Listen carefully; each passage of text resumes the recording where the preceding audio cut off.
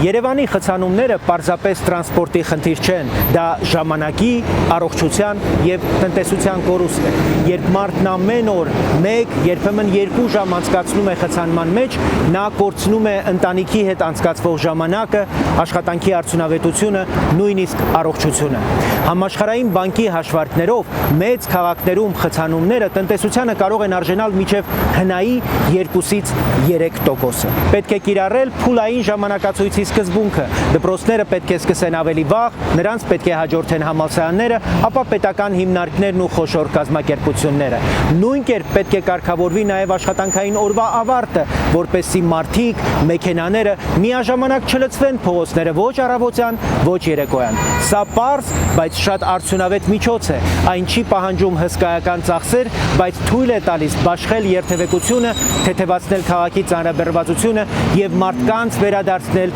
իրենց ժամանակը։ Երևանին պետք է ոչ թե հերթական արդարացում, այլ համարձակ որոշումներ, մետրոյի նոր կայարաններ, խելացի լուսացույցներ, կայանման խիստ կանոններ, կենտրոնի բեռնաթափում և փուլային աշխատանքային գրաֆիկ։ Քաղաքը չի կարող զարգանալ, եթե ամեն օր կանգնած է խցանման մեջ։ Երևանը պետք է շարժվի արագ, կազմակերպված, բոլորի համար։ Եթե համաձայն ես, միացիր։